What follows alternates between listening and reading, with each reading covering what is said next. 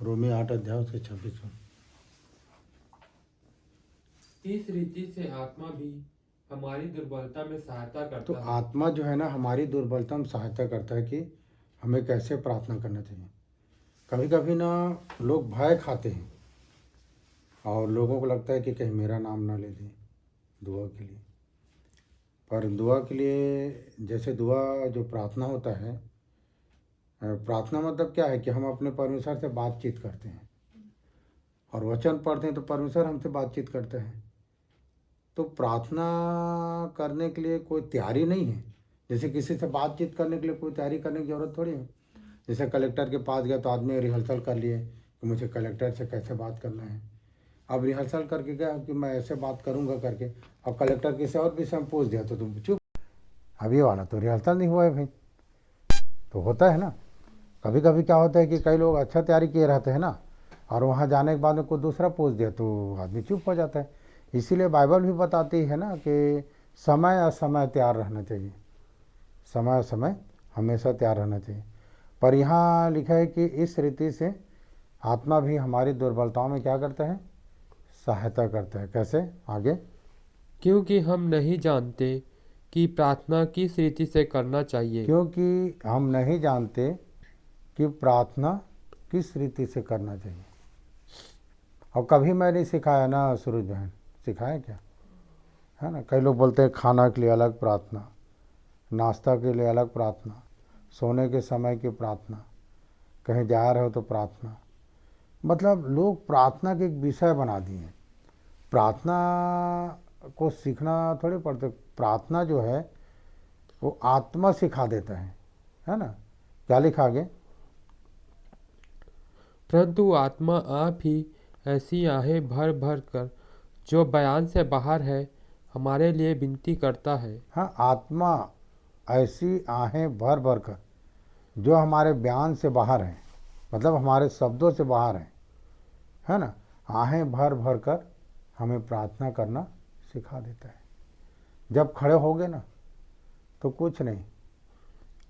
अभी आप बोले ना कि मुझे जितना आता है उतने प्रार्थना करता हूँ, वही प्रार्थना है। कोई सीखने की ज़रूरत है, जितना आता है उतने प्रार्थना करो। हम लोग बोलते हैं ना कि जहाँ तक हो उसी के अनुसार चलो। भाई एक बच्चा यदि 5वीं पढ़ है तो 6वीं के पेपर थोड़ी देगा, तो 5वीं का ही देगा ना, है ना। अब आदमी का जब शुरुआती जीवन है और नए नए लोग हैं, पुराने लोगों की प्रार्थना को सुन के डर जाते, मेरे से ऐसा नहीं बनेगा। लगता है मेरे से ऐसा नहीं बनेगा, वो उससे अच्छा बनता है। नहीं, आपसे उतना ही बनता है जितना आप जानते हो। उसमें संकोच करने की बात नहीं है। ठीक है सूरज बहन, कोई संकोच करने की बात नहीं है। ज़्यादा लंबा मतलब थोड़ा भी, थोड़ा सा प्रार्थना होता है, थोड़ा, है ना। अभी गुरुवेंद्र से पैसा मांगते हो तो कैसे मांगते हो, बताओ मुस्कान? है ना, पैसा की ज़रूरत है, मुझे पैसा चाहिए, है ना, हो गया, वही प्रार्थना है। आप पैसा मांगना है तो आप सुनिए, थोड़ा रुकिए, आपसे मैं निवेदन करती हूँ, मेरी बातों की स्वीकार करें, मुझे 100 रुपये दें, तो वो थोड़ी होगा वो, है ना। तो अलग बात हो गया। तो लोग जो है ना आर्टिफिशियल, मतलब बनावटी ज़्यादा, दिखावटी ज़्यादा। दूसरों को प्रार्थना करते हैं तो ऐसा प्रार्थना करते हैं कि लोग सुन के वाह ऐसे बोलते हैं। हम लोग प्रार्थना करते हैं तो जितना ज़रूरत हो उतनी प्रार्थना। प्रभु इस बहन के सिर में दर्द है, यीशु नाम में छूकर चंगाई कर, आमीन। अब किसी को अगर कोई विषय दे दिए ना कि मेरे पेट में दर्द है, तो पेट के दर्द को बाद में बोलेगा। जब वो प्रार्थना शुरू करेगा ना कोई भी व्यक्ति, तो कैसे प्रार्थना करेगा, इस घर की दुख सुख सब आपका है, समस्या शैतान कार की शक्ति ये हट जाए, वो हट जाए, हाँ दुनियादारी सब हो जाए, हाँ घर में अन्न धन सब आ जाए, और प्रभु जी आशीष से नवाज दें। अंत में पेट में भी दर्द है, प्रभु उसको ठीक कर दें।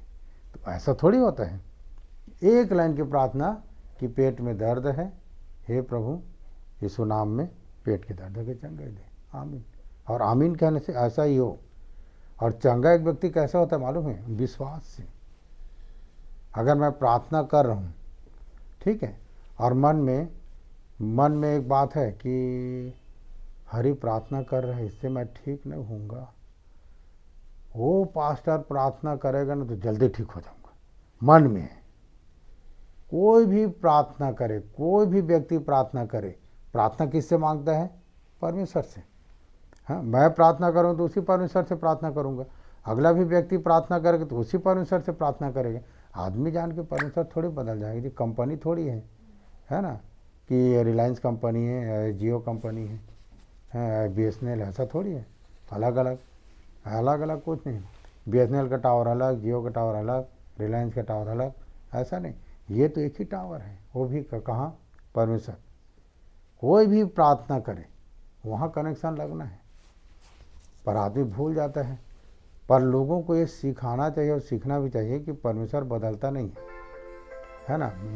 मनुष्य बदल जाता है, हमारी सोच विचार बदल जाता है, परमेश्वर नहीं बदलता। अगर वो बदलता ना तो सब के सब नाश हो जाते, है ना। कभी कभी देखो, देश में जब नेता बदलता है तो सिर्फ नियम बदल जाता है, ठीक है, और नेता नहीं बदला तो नियम नहीं बदला। तो हमारा परमेश्वर नहीं बदला, शुरू से अंत तक हमारा परमेश्वर, इसलिए नियम नहीं बदलता, विधि सब वही है, ठीक है। तो इसीलिए कि आत्मा भी खुद हमें आहें भर भर कर हमारे बयान से बाहर है, प्रार्थना करना सिखा देता है ना। तो ये है, तो प्रार्थना करना बहुत कठिन है, अपने पिता से बात करना। और जब पिता से बात करते हैं तो कैसे बात करना है? दीन होकर, है ना, दीन होकर और नम्र होकर, जितना आप सरेंडर हो सकते हो परमेश्वर से, है ना। आप किसी से, अब गुरुवंदर से पैसा दे 100 रुपये, तो देगा क्या? कोई भी नहीं देगा। और दीदी से मांगोगे 100 रुपये चाहिए, दो, तो नहीं देगी। पर माँ 100 रुपये दो तो बेटा निकाल ले। प्रार्थना भी वही है कि आप अपने परमेश्वर से कैसे जाते हो प्रार्थना के लिए। इसी को बोलते हैं दीनता और नम्रता। और दीन लोगों की प्रार्थना को सुनता है, दीन लोगों की प्रार्थना को सुनता है, और दीन लोगों के लिए छावनी किए हुए स्वर्गदूत उसको बचाता भी है। और दीन होना सरल नहीं है, बहुत कठिन है, अंदर में दीन होना। इसीलिए बोलते हैं ना, परमेश्वर दीन लोगों के लिए मुट्ठी खोलता है, और दीन लोगों का परमेश्वर है, दीन लोगों का परमेश्वर है। तो दीन जो है हमारे शरीर का इनसाइड है, हमारे बॉडी के इनसाइड है, और नम्र जो है आउटसाइडर है। नम्र जो है, आदमी जो है नम्र से धोखा खा जाते हैं, पूरा से बहुत सीधा है बोलते हैं, है ना। तो नम्र का स्वभाव अलग है, पर आदमी जब जबरदस्ती अपने आप को भोला बना दिए है ना। किसी चीज़ को पाने से पहले अगर किसी से कोई पैसा मांगते रहेगा तो क्या कैसे बोले, एकदम ड्रामेबाज, क्या करोगे भाई, अरे मेरा दुख ना बहुत, ऐसे करके ना शुरू करेगा। तो अगला व्यक्ति बोलना क्या है, क्या बता, ले इधर घुमा फिरा 1000 रुपये दे बोलेंगे, ठीक है। अब 1000 रुपये पाया तो अब मांगने के समय 1000 को खा के नहीं भाग जाऊंगा, 1000 के खा के अमीर नहीं बन जाऊंगा, हैं। 1000 में तो लेके मैं ऐसा दुनियादारी बोल रहा हूँ, उस समय स्वभाव बदल जाता है ना, नम्रता खत्म हो जाता है। इसीलिए ना, तो ये सब बातें हमको समझना और जानना भी है। तो हमको कैसे प्रार्थना करना चाहिए? एक लाइन की, है ना, एक लाइन की प्रार्थना करना है।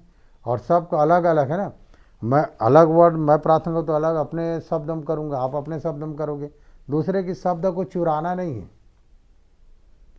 ठीक है। अपना अपना जो शब्द है, अपना अपना जो बोली भाषा है, उसी से प्रार्थना करना, अपना परमेश्वर पहचानेगा। और कहा जाए कि मैं किसी और की आवाज़ लेके और उसी के शब्द को बोलूँगा तो बोलेगा ये कौन बोल रहे हैं, ऐसे हो जाएगा। पर हमारा आवाज़, हमारा शब्द अलग है, और अपने अपने शब्दों से परमेश्वर के पास आना है। फिर से पढ़ो बात 26 पद को। इसी रीति से आत्मा भी हमारी दुर्बलता में सहायता करता है, क्योंकि हम नहीं जानते कि प्रार्थना किस रीति से करना चाहिए, परंतु आत्मा आप ही ऐसी आहें भर भर कर जो बयान से बाहर है हमारे लिए विनती करता है। आत्मा हमारे लिए विनती करता है, जो बयान से बाहर है, हमारे अंदर होकर वो प्रार्थना करना सिखाता है। इससे पहले हमको क्या बनना है? मानो शुद्ध और पवित्र बनना है, प्रायश्चित करना है। हे प्रभु, अपने लहू द्वारा मेरे पापों को धोकर शुद्ध कर। जब हमारा पाप शुद्ध होता है तो फिर परमेश्वर की आत्मा हमारे जीवन में काम करता है। ठीक है, दुआ करेंगे।